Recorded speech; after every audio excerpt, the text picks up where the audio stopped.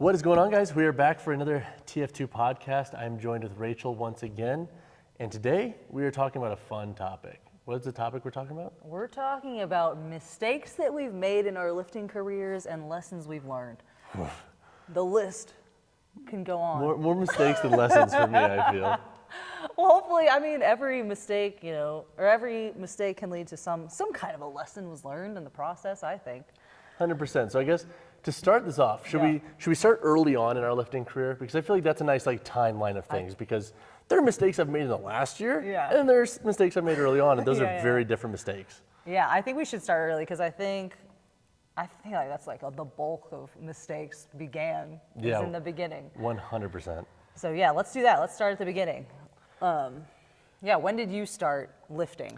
So I started lifting originally, I would say around the age of 12 with my dad. Yeah, that's He was a college football player, wanted me to get into it. So we had this very cheap bench and barbell in my basement that had just these odd shaped plates and things that aren't your traditional barbells, one of the skinnier ones.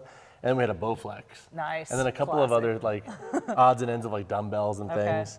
And so my dad was trying his best to get me into lifting. He wanted me to be that athlete's son, play football, yada yada. I played hockey. And I'm gonna be honest, my dad's very headstrong and thick-headed and stubborn, just like me in many ways. And we didn't really get along, believe it or not. Yeah. As a 13-year-old boy, I was very much fight the man, fight the power, and I didn't want to listen to him. I think we had a good 7 months of a runway of working out together, of him training. We would work out, and then he would take me out into this field in my backyard and make me pull a tire. Yeah, you mentioned this, yes. I had to do sprints back and forth and pull this tire, and essentially, the way he did it is I would have to do 8, and I could not stop unless I was faster each time. Oh, wow. So I had to That's hardcore. So I got smart enough to learn to cheese it, and I would go a little bit slower early on. But I think my first mistake, when did you start? That's just the start of it. I got into lifting, dabbling in it probably my senior year of high school. So at that time, I was also thinking I was going to do some kind of triathlon, and I think I mentioned it in the last one where I was training for that, and the pool closed. I was like, well, that's not happening. And around that time was when I discovered that there were these physique competitions. So I was like, oh, that's cool. I'd like to try that. And then I just started doing nothing consistent, just messing around. We had a Bowflex too in our house. It was a staple. It was such a staple.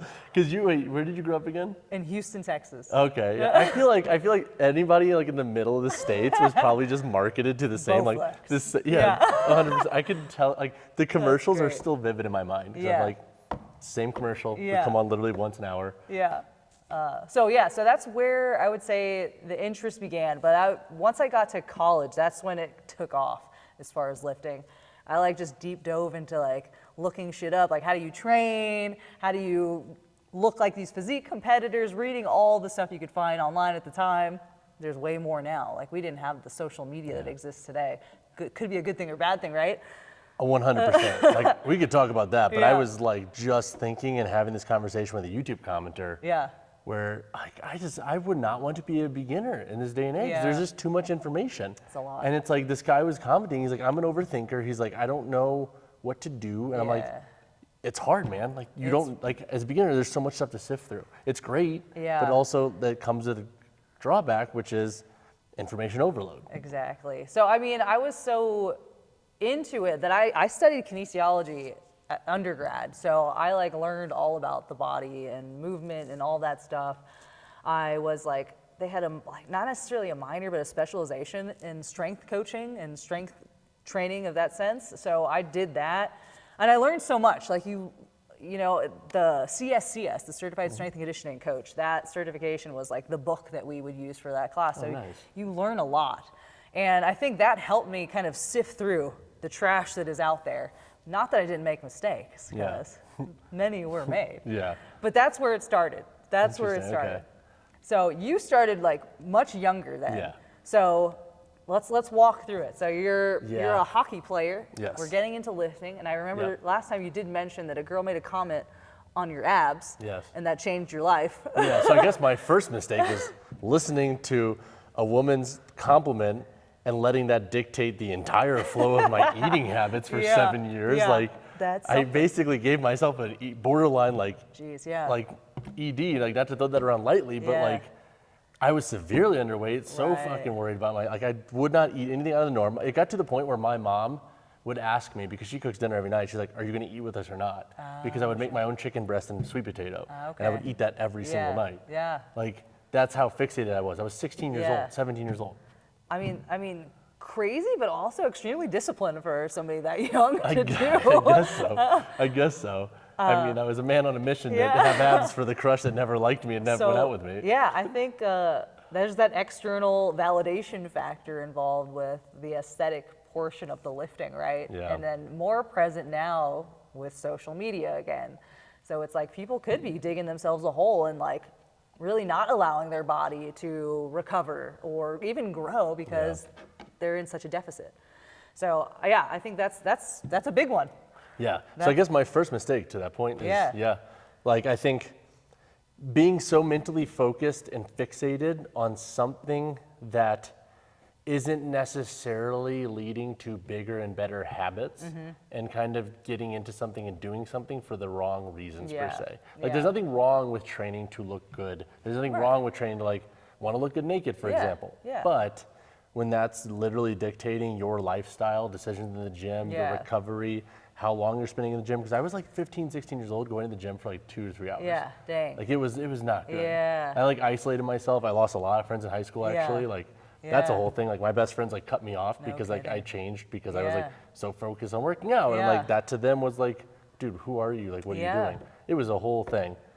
So first mistake on my end was hyper fixating on something that wasn't exactly the most beneficial in the sense of setting a good foundation both mentally and physically in the gym. Yeah, that's a good one. I'm trying to think now, like having started and already for myself, like wanting to get into that physique competition type of stuff. For me, like when I first started lifting, like I wasn't lifting hard enough or really that intense enough to even probably promote a good amount of muscle growth to start. I would always like still have that like underlying cardio element that I felt like I had to do Gotcha. while I was doing it, which isn't necessarily the most productive to if you're trying to gain muscle mass. Not that you can't do both because there's hybrid training and you can, but starting out, it's like I had to really commit to lifting. Like it was like, that's where I had met other people along the way. That's where I actually met my boyfriend at that time who was doing a show, and I was like, we're gonna be friends. And we started dating. But anyway, him and his friend were gonna do a bodybuilding show, and I was like, oh, like I wanna know all about this. So from that point on, I started training with him, and he taught me like so much about lifting. But that's when I had to like make that transition of like, okay, I actually need to train like I want to be in bodybuilding now. Yeah. So it's like, I don't know, mistake per se, but yes, it's like your programming should reflect your goal. Yeah. So- well, it sounds like you did like program hopping, or you fell into that trap of like, Yeah. I don't know, we get in that mindset of like, oh, like I'm doing this, but also like I have to do this thing too. So now I'm like adding all this cardio in that's actually detrimental to this goal, but I don't realize that at the time. And there's also no real, I didn't have a structured program either. So it wasn't like I was following anything There's specifically. there's two things in there. Yeah, so it's like, I think that's a mistake. I think if you have a specific goal in mind, then you should kind of take that and backtrack and figure out how should you program something to get to that goal. So that's a mistake on my end, is not having a plan at all. And then once we started lifting together, it was like, oh, we did different splits, which then introduced me to like these different types of like bro splits in the bodybuilding world, which again could be pro or con. So at the time though, I was much younger, and well, I was probably like 18, 19 years old here, and I could train 6 days a week and be perfectly fine. Recovered like a champ, you know? Your joints didn't hurt. Yeah. You could like train at 8 after taking pre-workout and still fall asleep at night. Yeah. Like, it was crazy. Crazy Yeah, times. I know. You think back, you're like, man, how did I train that many times? So again, it was like we were working out like 6 days a week, which now it's like probably could have done some other things better. Yeah. But I think that's probably a mistake, is like figure out a good program to follow. I think that's an important component. Yeah, I think that's huge.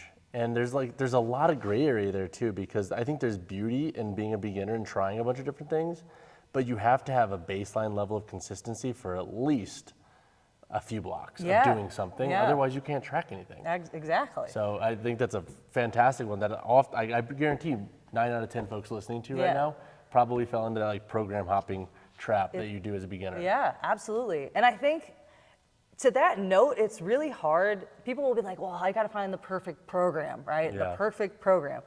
You honestly just need to find something that you're going to follow that's going to be consistent over a long period of time, because it can literally be, there's many, what do they say, like so many ways to skin a cat. Yeah. There's so many different things you can do to achieve whatever that goal is, but you just got to pick one that works for you, that you're going to follow consistently, and you will see results if you actually put the work in. 100%. But stay on it. Yeah. So it's like there's no perfect program. It's just one that you're going to do and follow, in my opinion. The irony of it too is I think that folks who find themselves in that trap, it's ironic because if you follow something that sure isn't optimal per your goals, you end up actually finding the perfect program. Yeah. Because you need to stumble through things, figure out what works and what doesn't work. And the only way you're going to do that is with consistency. Yeah. Like I'm training around in knee pain right now, and my coach Tyler has me doing stuff that is kind of not always the most optimal. Sometimes it like blows up my knee and it gets swollen. But without that level of consciousness of knowing like, hey, we're doing this consistently Yeah. and this is actually causing that problem, Yeah. we wouldn't know what to fine tune to actually Exactly. find what works and what might be more perfect. Yeah. And then over time, you'll figure out like what works best for your body, because it's like somebody might program some stuff and it's like that feels terrible. Yeah. Like that's not even working what I want it to work correctly. It feels bad. So it's like, okay, then you'll learn to adapt and adjust. But that happens with time. Like you have to get into it and Yeah, do the thing first. 100%. So I'd say that's another mistake and lesson learned is the program following and staying consistent, being able to determine those things. But How far along were you when you realized like, hey, I need to actually like hunker down and follow something consistent? And like, was that dictated by your first show? Was that dictated by Yeah. you were, let's say, a few years in and you met a coach or your boyfriend was like, hey, like it's time to actually like dial this in? yeah, Like, no, when- I literally followed what he did. Like I Got was it. like, we're working out together and I'm going to do what you guys do. How like did you guys have like a good dynamic doing that? Yeah. Every girlfriend I've ever trained with, it's like there's like an element of like me trying to coach and she's like, Yeah. don't talk to me, Yeah. like don't tell me what to do. Well, it's funny. Well, again, like this was a long time ago, and I was so open to learning everything. yeah. And I was just like, I want to know like all about it. Tell me what I'm doing wrong. Like I want to know. I want to be pushed. Tell me what exercise we should be doing. Like I think I was just so open to everything that it worked out. Fair. Over time, you know, we train separately now, but Yeah. but in the beginning, like I was just like, just tell me what to do and I'll do it. He was my coach basically at that time. But on that note, another lesson that I had to learn along the way is I actually wanted to put on muscle, right? And in order to do that, you need to eat more. So that was a huge transition that I had to make because I was not eating enough. I liked being like leaner. I was never overweight and I never wanted to be. So I was like, well, I would eat like clean, but not enough to gain muscle. Yeah. So that was a switch that literally had to flip. We're like, we have to bulk, like, and we have to eat. And at that point, you have to be okay with putting on body fat. So I honestly attribute my ability to go with the flow on that to being able to put on some muscle early on in that game that I think made me bigger than most other females, because I did the damn thing and Yeah. I ate and I put on weight and I was like, this is uncomfortable, but we're trying to gain size. So I think I didn't necessarily make the mistake then of not doing that, but afterwards it was kind of like a yo-yo, which we can get into. But at that point, I think people will make the mistake of not eating enough. Like when they're trying, like you're getting into it, like you want to put on muscle, you have to eat enough. Yeah. You have to eat enough. You have to eat in a surplus, and you will inevitably gain some body fat. Yeah. It's part of the process, and then it's like, you bulk and you can cut and you see what we created down there, but you have to eat more, especially for women. It's like you're never going to put on any size unless you're eating enough. For women specifically, actually just speaking of lessons that you've learned and had to navigate with that, like what were some tips early on that you had to navigate when it comes to, okay, I'm starting to see a little bit of body fat, and Yeah. like I'm sure you were uncomfortable with that at first. So like, did you have a support system? Did you like mentally reassure yourself every day? Did you have a goal that you just kept like drilling in your head? You're like, nope, I'm gonna get to this goal, and that outweighs the discomfort I'm feeling. Yeah, I think because of that, like I knew I was going to prep for a show. Yeah. So it was like, this is just part of the process. Like I honestly don't think that there's a way to really cope with it. I mean, every day you're gonna look at yourself and be like, shit. But it's like part of the process, So you just gotta keep reminding yourself that there's an end goal there, and it's like, we're not here forever. This is a temporary thing. Yeah. And in the beginning, I think I was just kind of naive to it all, and it was like just open to, you bulk, that's part of the process. You bulk, you cut, okay, cool. After that though, like after kind of going through like the competing part, and then there's the whole element of that and how that'll mess with you, but it became like a thing. I was like, every time I wanted to like eat more and go into a surplus, I'd see myself like, putting on more body fat. I was like, no, we're gonna go bring it back. We gotta reel it back in. So that became a thing over time, and I was like, well, you're never gonna see any results doing that. So that's something that you have to really commit to. Like if you're going to eat in a surplus, do it for a certain period of time. Don't allow yourself to just do these cuts in between, because then you're not gonna see the results that you want. That's a huge lesson to learn in that process. So, and it's hard. It is hard, because you see yourself and you're like, dang, we are putting on some stuff, but part of the process. I wonder did you ever do the thing where you like take photos every single day to like track like your physical progress that you saw every day in the mirror, or like would you do maybe weekly, monthly, etc.? Did you do body weight? How did you track that early on, by the way? Yeah, I didn't do photos every day. I would do them periodically. I don't remember how often, if it was like a weekly or every other week, but I would do that. I would do weekly weigh-ins, and then I would just keep track of that, like the weekly weigh-in, the calories that I was consuming, and photos. I think that's a great way to kind of track it. It can also, people get obsessed with the scale weight, which to me, I really don't care what the scale says as far as weight-wise goes. I care what my body fat is. I could be 180 pounds, but if I'm like 12% body fat, then you're gonna look awesome. So I find that interesting, but people do fixate on that, because your weight can fluctuate so much day to day. Well, it's weird because like I think that so much of body weight has been dictated by society and how we view it. Yeah. I think if we didn't put as much emphasis on that, and there wasn't such an industry to sell you things in the body weight world, I don't think anybody would care, because from an evolution standpoint, holding more weight for both a man and woman tends to be better for survival in many ways. Like obviously not being super heavyweight, but like having more weight for like supporting children, for supporting family, for doing hunting and gathering. Like, from an evolutionary standpoint, it's just funny because I'm like, wow, there are so many things that fuck people up mentally that has been totally just made up by these industries that are trying to sell you things. Yeah, I know, it's kind of like make you messed feel up. It's messed up. The world we live in, folks. But anyway, let's get back to your side now. So we went through the girl telling you about the abs and that whole cycle. Yeah, the body dysmorphia that I generated at a very young age. Okay. Which I still am totally not totally free of, but it's fine. Honestly, it's a lifelong journey. I don't think it ever goes away. Truthfully, I don't think it ever goes away. I think if you are in it for physique at all, I don't think there's ever a component that goes away. You just get better at dealing with it and addressing it and being okay with it. I agree. And like not letting it fuck you up. Yep. But okay, so another mistake I made in high school, and this is like, let's say 15, 16, this is like when I'm really in the thick of it. Yeah. I was very much in my max out every time I'm in the gym phase. Gotcha. So like we had our high school gym coach, I think his name was Mr. Masters. But basically, it was a free for all.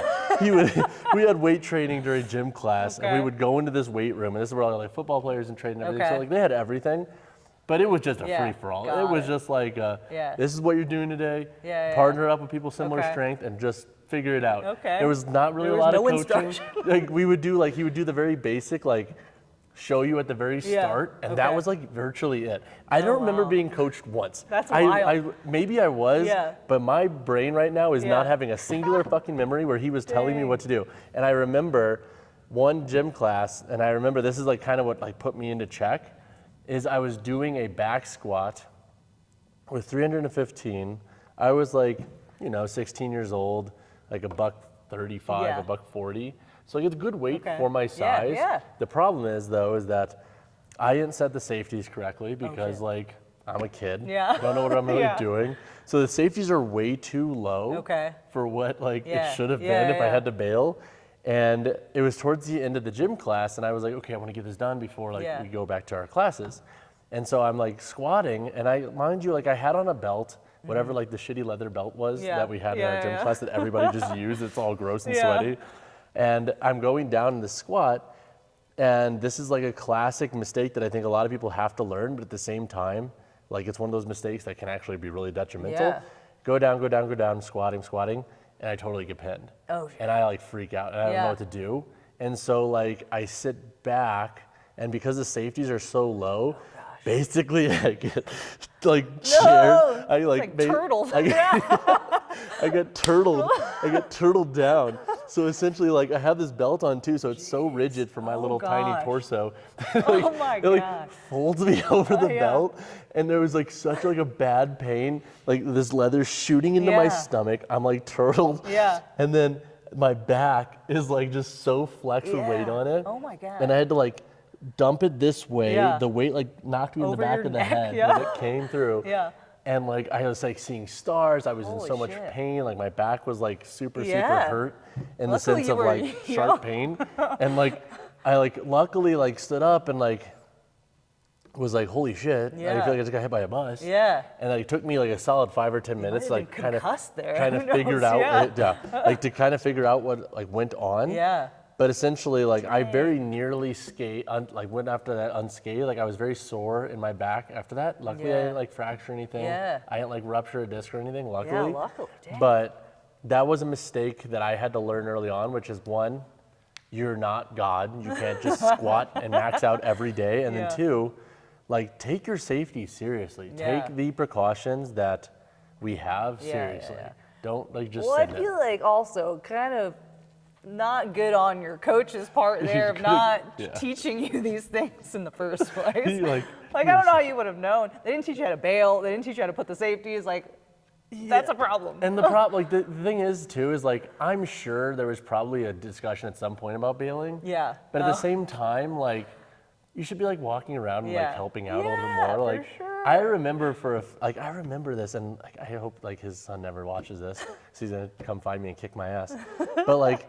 He would like just hang out with like, because he was a baseball coach. So he would Okay. just hang out with the baseball players in the gym see. training. Okay. So it's like all of us like free hockey players, like Yeah. all the other freaks would we Yeah. just go do our own little That's thing. And funny. he's like, go do your thing, like don't be problems. Yeah. And so we would Good just, luck. we would just do that. Wow. That was a good Yeah. lesson to learn though. Definitely. Yeah, that'll wake you up. Put me to a nice ego check Yeah. early on. Sheesh. But yeah, I mean, you do see a lot of these younger guys, especially guys. I want to say guys, go in there and like try to PR all the time. It's like that's PR only works until it doesn't. yeah. Yeah, that's probably a solid lesson. Have you ever had any stuff, like have you ever had any occurrences in the gym where you like very nearly got out unscathed and you're like, that was close? Not anything. I don't recall like anything crazy happening like that. Like I've gotten out not unscathed. Like I've hurt myself before. When I first, I couldn't have pinpointed what happened though. Like I was squatting on the way down, like a micro movement, and like my back was like, oh shit. And I was like, that's that. That was my first like low back injury that I ever had. Interesting. And it hurt so bad that I was like, I couldn't, like coughing would hurt. I was like, I think I did like some disc stuff in there. But I had to like ride home. My brother had to give me a ride home. Oh my This was God. when I was in college. And I had to like ride face down in the back seat because like I can't move. It was bad. Oh my It was goodness. bad. So it did not come out unscathed. But also, I wasn't doing anything crazy. Like it was Yeah. a weight I had done before. But I mean, anything can happen, you know? Those types of injuries are freaky though. Like I do not like hearing about those because it's just like, man, like when you're doing this stuff, it's like with any sport. Yeah. And like you see like a pro player like pop his Achilles. Yeah, and like just, everybody whew. tries to draw their Yeah. conclusions, but at the end of the day, sometimes stuff like that just happens. It just happens, And there's some yeah. level of like, sure, overuse or maybe Yeah, yeah. compensation over time, but you don't know of it. Yeah, It's like when I ruptured my exactly. quad, similarly, I was squatting. Yeah. I was prepping for a powerlifting meet. Yeah. It was like a routine 3x4 at 365. I was like my third rep into my second Yeah. set. Coming out of the hole, just randomly, my whole knee, I felt this huge like my God. quake. Yeah. And like I like couldn't, you can't do anything with your quad off because you can't extend your God, leg. yeah. So I had to like dump Holy it shit. back. It fell back, hit my head on a box. Yeah. It was the sketchiest thing. My It was gosh. so Yeah. sketchy. But yeah, to Dang. your point, like I had no like pre-signs Yeah. of it. It just happened. I think. And that's not a mistake. That's not a mistake, by the way. Like, Yeah, these are no, not no, no. mistakes. These are just things that have occurred. Freak accidents, I would call them. But yeah, anything can happen. Yeah. But doing anything, right? You can step off of a curb wrong and just like 100%. hurt yourself. Yeah. Hopefully not. Knock on wood, right? Us commuting every day is putting us in way more danger. Yeah, than for this stuff. sure. I have another one actually. Okay. Thinking of silly things that I did younger. Freshman year of college, or no, sophomore year of college. This is when I was at Hofstra. Okay. So I was like very, very entrenched in the Okay. fitness scene at this point. I had a Tumblr where I was doing all fitness. Like I was Okay. in it. I was on the bodybuilding.com forums literally Yes, 7 hours a day. bodybuilding.com. I was big in the nutrition Yeah. miscellaneous and this Yeah. section. That was my like Z's. Oh my God. Like I was like that was my whole thing. But funny. this was like when I was in my like powerlifting era too. So I had my Vans. I had my animal like beef aminos that I would that I would was bring those popular with then, me. I had my yeah. gym bag with all my stuff. My asshole self was squatting really heavy one day. Yeah. And mind you, like the Hofstra Rec Center, it's like not that popular in the sense of like being really built out like big schools. Okay. It's a little bit more condensed, it's a little bit more eclectic, and like the folks in there, it was like myself and a couple of other athletes. Like we were the only ones who would really train hard. Okay. Because it was mostly just like gen pop, and then Got all the it. athletes would train in the athlete I gym. see. Okay. But long story short, I'm squatting one day. I'm doing 405, like thinking I'm a badass. And oh my God, I had chains on each side too. Okay. Chains even. Yep, Okay. yep. This is my first ever like 455 squat Okay. attempt.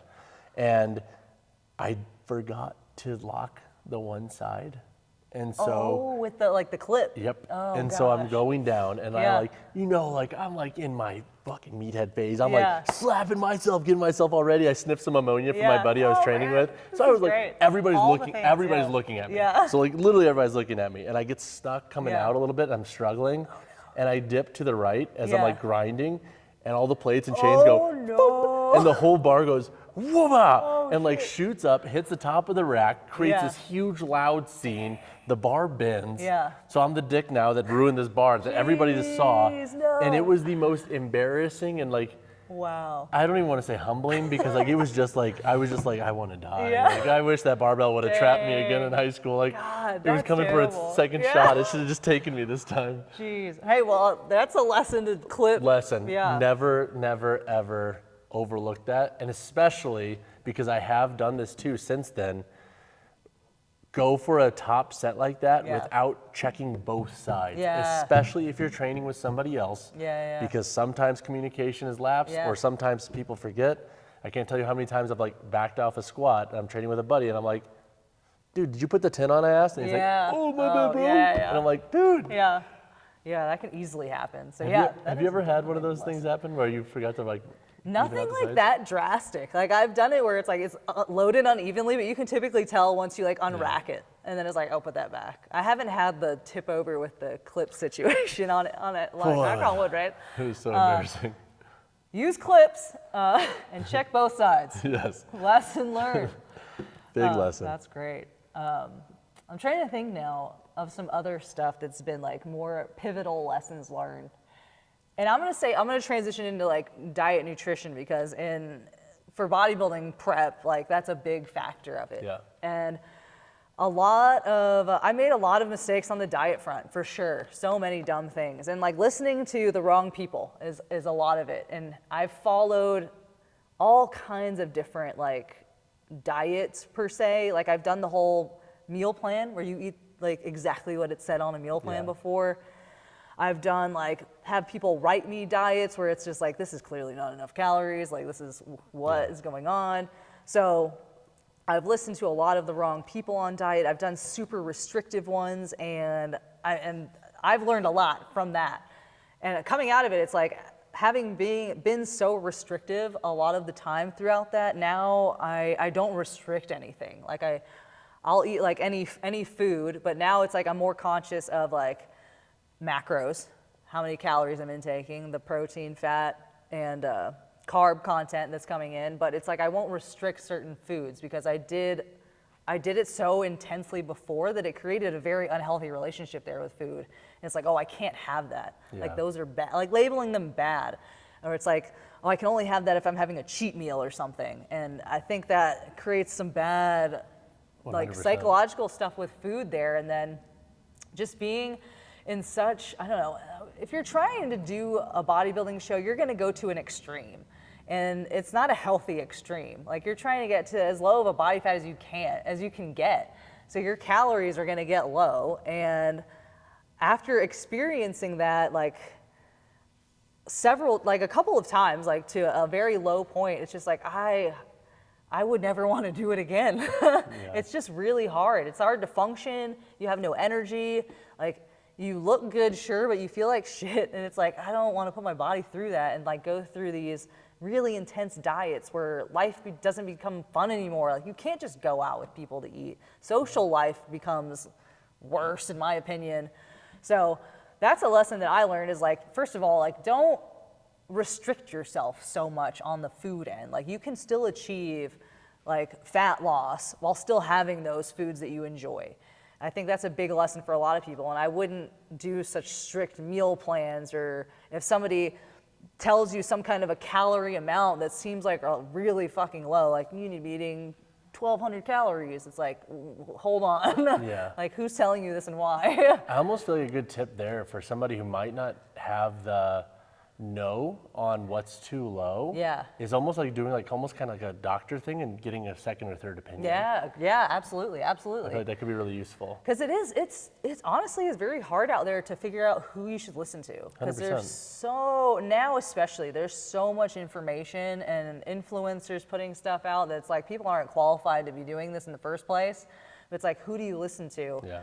But I think it's always good if people have some kind of a science background with it and understand, because it's like understanding, it's a science, like food is a science, Totally. like it's all broken down into these like smaller bits, like protein, the amino acid content and how that functions in the body. Like there's a science to all of that. So like listening to people that understand how that works and also have a track record of, working with people successfully. And I think that's important, but it's tough to sift through. 100%. I also, nutrition is so tough too because it's literally something that could mess somebody up royally. Yeah. Like you could make somebody deficient in certain nutrients. You could give them a Absolutely. terrible relationship with food.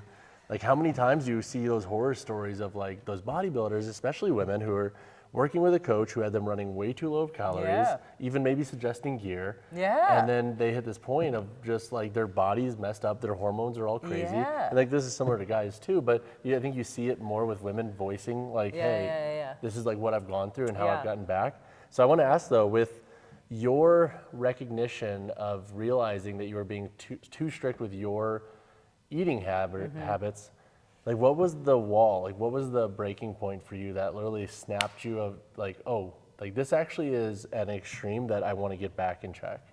Well, I think like going through the process of dieting on such a strict plan, like you're noticing like this is not sustainable. Like and then like doing a show and then afterwards, like you extremely binge eating, like that's another issue in itself. And it's like, oh, now I must eat everything that I couldn't have and like make myself physically sick that I ate so much. Like that is a huge problem. Yeah. So I think, I mean, and I was aware, like this isn't right. Like, and I didn't want to feel that way. Like you feel so restricted and then you have cravings for things. You're like, oh my gosh, like weird stuff. Like I would crave oatmeal. Like, well, that's not something that's that appealing. Yeah. So it's like, I was noticing, I was like, I don't want to feel like this anymore and I don't want to restrict. And then that's when kind of like the if it fits your macros kind of vibe came around. I was like, oh, this sounds interesting. It's like I can eat whatever I want And then, as long as it fits my macros, but it's like And to the an pendulum extent, swing, right? the pendulum It's swing like, is too oh, I much. can eat all kinds of like snacks and processed foods and whatnot. But then it's like, okay, you're not gonna feel well, number one. And then it's like those calories, like think about it, like you could eat like a whole bag of chips and you probably consume like an obscene amount of calories and you're not even full. You know what I mean? So it's like, yeah, there's a balance, right? There's a balance with everything. So it's like learning that, and I'm going through that process, like, oh, okay, so you still need to eat like whole foods and nutrient-dense foods, but you can still have that other stuff, sprinkled in and be fine. So it's like, that was just a whole learning experience, and not wanting to feel restricted, not wanting to feel hungry all the time, and just having to work through that. It's interesting what hunger does to you. Yeah. When you're like, seriously, when you're hungry every single day for extended amounts of time, like just it changes how you think and how you perceive the world. It's like being tired. Like your reactivity, the way you perceive everything, it just changes. Yeah. And that always blows my mind. Yeah. Because it's something that we just so innately do every single day, and the moment it stops with regularity, we just become different people. Yeah. Your personality will literally change. Yeah, I mean, I got hangry. I was the one that got hangry. And and it was an inevitable process. You're on low calories, not enough carbs. And I was like, I could sense me getting angry at something that was like, why am I getting angry at this? This is the dumbest thing ever. But it would happen. I'd be like, this is so stupid. I'm just hungry. And it happened throughout that process. And you're like, this sucks. I'm curious, with you and your boyfriend then both competing. Yeah. There had to have been some points of friction when you both were dieting. So honestly, in the beginning, because I feel like it was early and all new and it was just exciting, like it wasn't that, nothing really terrible happened. Like it was fine. As it went on, and then I kept going through stages like, okay, I'm gonna bulk, I'm gonna cut. I'm no longer in the competitive scene, but it's like I still want, it's like I'm gonna cut. And whenever I would get to a lower calorie amount, he's like, you gotta stop doing this. He's like, you gotta stop. So it's like, it would affect the relationship for sure. And I can see that happening to a lot of people, because if you're not on the same page there and that person does not understand that world, that can be a huge issue, because you have to be very committed and dedicated to that goal. And if your significant other is not on board, I see a lot of friction happening. Yeah, even over the last, I'd say, year and a half, I've gone out with a couple of women who I've been like, oh yeah, I'm in fitness, I do this, I do this. And then they're like, hold up. You're not like this, extreme, are you? And I was like, no. That was me at 22. Yeah. I'm okay now. Been there, done that. I've gone through that. I'm okay now. That was me at 20 years old. So it's interesting because, to your point, that can create such a friction in just a normal, healthy relationship dynamic normally. Yeah, if they 100%. There's not that lack of awareness, because I almost feel like if you're in that extreme and you almost feel like you're always depleted and this person doesn't get it, you almost feel like they're attacking you even though they're not. They're just they're not understanding. But I feel like you take things a lot more personally when you're in that state. For sure. I mean, you're not right in the head. It's just classic Snickers commercial. I mean, it's just crazy. Yeah, you're not you when you're hungry. Yeah. We should be getting the right. Fuck that. We need this a episode Snickers sponsored. No, we need a Snickers sponsor before we give them any more credit. True. Yeah. Call us. Anyway, that's a huge thing with the hunger, and one of the reasons it's also this isn't fun. I don't want to feel like this. Yeah. So it's a tough world. That's why, I mean, hat off to a lot of people that are in that for a while and love it. Props to them. It was no longer for me. I'd say my most recent mistake that I've been making is not listening to my body in the sense of pushing my intensity too hard per the resources I have available. And I think what's gotten me into trouble lately is I think I am very used to running on E and still performing and being able to pull that off, or kind of burning the candle at both ends. So stressing work, not sleeping enough, under eating some days when I'm stressed, but then still sending it in the gym. And what's got me into trouble recently is I ruptured my left quad before. My right knee started giving me issues last summer on a jerk I did because I trained really stressed. I didn't sleep. I had gone out the night before with my mom and dad. My dad blacked out. I puked until 5 a.m. And then I went and trained. So I set myself up for failure there, and that's why I think I tweaked my right quad tendon when I did. but it's given me issues kind of ever since. And I was finally in a good place this spring, and then didn't listen to my body when I was feeling run down after that deadlift in like Austin half marathon, and had like 2 weeks of like okay training, but I like felt myself starting to feel beat up. And now fast forward like 2-3 months, I'm back at like, okay, I have to go do rehab all over again because my right knee is so blown up again because I didn't listen to my body, and I didn't account that like I'm getting older, and that doesn't mean I don't have to, like I have to taper my training, but that does mean that recovery needs to be more of a priority. And especially with, I think, the subconscious stress of work, like really looming on me, I think that takes a lot more out of me than I let on. And I think it creates a lot more tension in my body than I've ever had, because it's just a different type of stress that I've had to once again learn this lesson the hard way of dial it back, focus on like your very baseline principles of sleep, recovery, nutrition, and don't do as much. Like you don't need to do as much. You don't need to fall into this trap of, hey, you have reviews like to do, you have all this stuff, like you need to be sending it. Like give yourself a little bit more grace. It's okay if a video comes out a week later. It's not the biggest deal. Because if you can't walk and function and then you're pissed off because you're in pain every day, it's not worth it for anybody. Myself, my mental health, or anybody in my life. So what have you been doing differently, like recovery wise then? I've been trying to sleep a little bit more because like I don't sleep well now. Like there are nights when I'll stay up to like 2 a.m. working and like being on my phone, being on my screens, and that's not good for sleep. So I'm trying to bring that back. I've made a goal of like 11 or 12, which is still late. But I'm like, I know that I have to like do it slowly because I can't do an extreme. And then also just making sure I'm eating enough, but doing things like soft tissue work more often, doing more contrast therapy, where it's doing more things that are recovery focused in general. Granted, like contrast, that can be a stress, and so certain days I won't go if I'm really feeling beat down. Trying to drink a little bit less too, and like go out less. And like dial in that with the sleep and everything, and have more routine. So those have been my big things. Is priority one, sleep. Just making sure I get a little bit more sleep. It's a very powerful recovery tool. Very. And it's like messed up because like there was a cycle for a few weeks over the last, I don't know, month and a half, where I was sleeping like 4 or 5 hours a night. And that's like not restful sleep. That's very much like toss turning, like very bare minimum. And then I would just hit a wall. And like I wouldn't be able to do anything that day. Like nothing. And I would sleep for like 13, 14 hours that night. And I'm just like, what the fuck happened? And I like wake up in a different world. I'm like, wow, I feel good. But then the problem is that like, I'm like, I feel good. And then I like do the same thing. Full set, and I like send it again. Burn the candle at both ends. So I'm really trying to dial that in right now. And it's like, fuck, I'm almost 32. And like, I'm still having to learn this.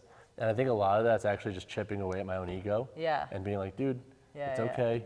Like you don't need, like you're putting so much pressure on yourself and it's all on yourself. Like no one else is putting this pressure on you but you. And some pressure is good, sure, but at what cost? If it's causing your knees to blow up to where you're in pain and you're pissed off and you can't move, maybe that's a sign. I mean, honestly, that same thing, well, I'll do the same thing in a different sense. So I think that's a lesson also learned is when you're pushing too hard and trying to do too much. Like, if I'm trying to, like when I was doing like the marathon training and I was like, I still want to lift. Like I still want to maintain my muscle. I still want to be strong, but it's like something's got to give. Like you can't be putting in all of these miles running and training the exact same that you were before when you weren't running. Your body's not going to be able to handle that volume. Like so you got to prioritize. And I have a problem with that. So that's a lesson that I had to learn too, is like, you can't full send all the time. Like your body's going to, it's going to know and it's going to shut down and something's going to happen. And that's usually where injury comes into play. But also on that note, I did learn also through just getting older, being in your 30s, realizing it's like, oh man, I probably should have done more stretching and mobility when I was in my 20s. So I highly recommend that. I'm there with you. For anyone that's in their 20s, stretch, do mobility stuff, like work on like your body actually functioning properly, because later you're gonna feel it. I don't know if this also impacted you, but I think there was that stint of time in the fitness world where we were all very against static stretching and foam rolling. Like, it doesn't actually do anything. But in reality, like, it can have a lot of benefit. And I think being in my little dogmatic world for a little while, was so much like, yeah, fuck that. Like, it's not gonna do anything. And I didn't do any of that. And now I'm like having to play catch up and really hunker down on mobility stuff because like I'm not the most mobile. Like I'm very strong in a very specific set of movement patterns and I don't like that. I don't feel athletic. I don't feel like that. So like I'm constantly having to backtrack because of my dogmatic way of thinking, which is a mistake that I made for a lot of my coaching career.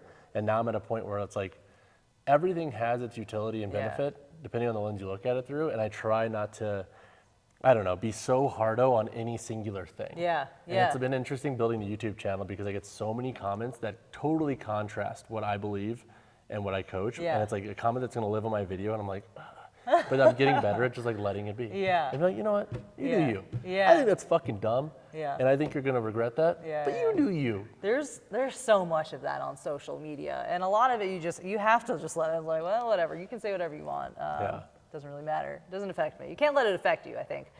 But in that sense, the mobility stuff, and I think there was a time when like static stretching was like, don't do it, especially like before you work out, do not stretch. Impacts your gains. It's like, exactly. Drawing that conclusion from a study where it's like they had them static stretch and then do like a very, very high intensity power. Like people aren't even doing that. Like my mom who's fucking doing her cardio and kettlebell work, like stretch before you want to work out, Mom. You'll be fine. It's not gonna fuck you up.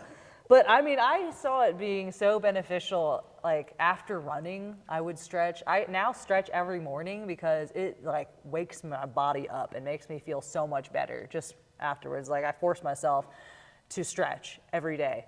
And I think it's been extremely beneficial. So I wish I had done that many years before. And then it's like if you're doing powerlifting, you're doing these strength sports, it's like your body's gonna get stiff in certain areas and it's gonna get used to doing those exact same movements every time. So it's like, getting out of that cycle is like of thinking I can't do any of this other stuff to make me more athletic or just more mobile. Like, no, you can do that. And it's going to benefit you in the long run. So I think that's another lesson to learn as well. So many lessons, so many mistakes. I think my final takeaway for this episode, and it's something you said earlier that I think has really been a thing that I've been thinking about more over the last year, is something has to give. And I think a lot of times people think like that something has to be gym related, but that's not the case. And I think oftentimes, like I have like a lot of folks who will DM me actually, because like people will vent and be like, oh my God, like I'm injured and I can't do this, or like I'm moving and I can't do this, or like, and it's like, I think because like I share more on that stuff, like folks share that with me. And I'm always like the voice of reason, like, look, you're overcoming a surgery you just had, like it's okay, like you're gonna be fine, your muscles gonna be fine, or like, I like had somebody message me 2 weeks ago and like, hey, I'm moving. Like, what would you suggest doing for workouts? Like, I'm not gonna have my gym, yada yada. I'm like, do some body weight stuff, do the bare minimum, and just focus on moving. Because you're gonna be so stressed and so like on the go that you trying to stress this thing that you can't do just because of time and resources, it's not gonna do you any favors. And so I think for me personally, the big thing has been learning that life stressors will have an impact on that what's got to give. If I'm really stressed with work, if I am very stressed with moving, scale back the training. You don't need to go train as hard. Get in the minimum effective dose and move on. Because it's still stress. Like the body is still reading it as stress, regardless if it's in the gym stress. It's life stress. Like that all piles up. And then, it's like the straw that broke the camel's back. It's like when I was doing that squat, it's like, well, look at everything else. Look at the whole picture. But I think, that can relate to so many people. And I think on that note is also, I still struggle with that as well, is like, it's okay to like take time off. I struggle with this still, like, cause it's like, oh my gosh, I worked so hard for these gains, right? I don't want to lose my gains, but it's honestly so easy to maintain what you have. Like, it's really crazy how you could maintain the muscle that you've put on. Like, you can just like minimum effective dose there and still be totally fine. And it's just kind of understanding that mentality that it's like, you're not gonna lose all your gains in a week's time. Like, you could take a whole week off, you're probably gonna feel better. I still struggle with that. Like, you can take a week off, you'll take a few days off, like it's gonna be okay. But now, and then getting older and having that, that training under your belt, and then your body's starting to feel it, I think is when you'll start. I feel like the hard lessons will kind of sink in. It's like, okay, like your body's feeling it now. Yeah. You have to learn, you have to adapt, and just kind of go with the flow. Because yeah, life stress, workout stress, it's like it's not the end of the world. If you take a few days off, you'll probably perform better in the gym anyway. Yeah. It's a learning experience. The whole thing is just make the mistake, learn from it, get better. Yeah. That's the whole deal. I took a cert with Dr. Jordan Shallow. This is like 3 or 4 years ago now. And something that stood out to me, and this kind of like piggybacks off what you said, Yeah. was to your point, like give yourself a little bit more time, but then also like know that when you do have those resources, send it. Yeah. Because I think the big thing too, and I've seen this language a little bit on social media, I don't love it. It's like, yeah, all you need is this minimum effective dose. I'm like, yeah, well, you're saying that, but like you've also trained your ass off for 8 years. Yeah, that's a good so point. it's like you need to push when you have those resources. Yeah. And then you can do that minimum effective dose Yeah. and hold on to what you got. Yeah. That's, I think, the big caveat there, where it's like if you're a true beginner, yeah, you'll make gains on minimum effective dose, but if you're trying to get somewhere very specific with a bigger, loftier goal, you are gonna have to send it to an uncomfortable point. Yeah. But then once you build that as your homeostasis, Yeah. then that minimum effective dose, like that really starts to kick in. Absolutely. And I think that's a very good point, because you see a lot of people, it's like, oh yeah, now I'm only doing 3 times a week and they look incredible. I'm like, yeah, but you like trained hard for 8 years. Yeah. So it's like that doesn't add up. Like somebody who is a beginner, you have to push it. Yeah. If you want to get to a certain point, like you have to push it. You have to. But once you get there, it's easier to maintain. It's easier to Exactly. maintain that strength. It's easier to maintain that size, but you have to push to get there in the first place. Yeah, I'm glad you hit on size too, because Yeah. I feel like physique is like another one. Yeah. It's like people are like, well, how do you maintain your physique? I'm like, dude, like I've literally done the same thing for 18 years. Yeah, now. yeah, Like yeah. literally 18 years. Yeah. And so now it's like my homeostasis, Yeah. but that wasn't always the case. Yeah. And I think people often overlook that. Yeah. I mean, yeah, people want it now, but it takes time. It's much years. So It's much years time. of It's time. so bullshit Yeah. how much time Yeah. it takes. Like, It we takes. want that instant Yeah. validation. So it's like, I mean, another mistake people make is like wanting it now and gosh. then, going some wrong paths along the way. I feel like anytime we're gonna try to outro this Right? episode, Like, we're all right, gonna be like, and actually, we're gonna stop talking. actually, So I think on that note, there's a lot of mistakes that you can make and a lot of lessons that you can learn. yeah. And I think everyone's got their own journey, and that's what it is. And I'm- It's a journey. I'm curious Yeah. what your mistakes and lessons have been. Yes. And Oh, I'd love to hear we it. would love to hear what yours have been in the comments below, Yes. or shoot us DMs on Yeah. Instagram, because I think almost if with this episode going live, sharing other folks' stuff and like, relating that to ours, it's like, hey, Yeah. like we're all kind of the same, we're all in this together, Yeah. and we're all kind of figuring it out together. I think that's a really cool thing that can really share, like, hey, like as a community, we're all kind of like stumbling through it Yeah. together. Yeah. But We're all human. all that said, y'all, we will see you guys in the next one. Thank you for listening. Yeah. Rachel, do you Don't have forget- any? Yeah, I'm going to say thank you guys for watching That Fit Friend podcast. Don't forget to subscribe to the YouTube channel. Hit that notification bell so you know when all new episodes are coming your way. And we'll see you in the next one. Let's high five it. Boom. See ya. We're out.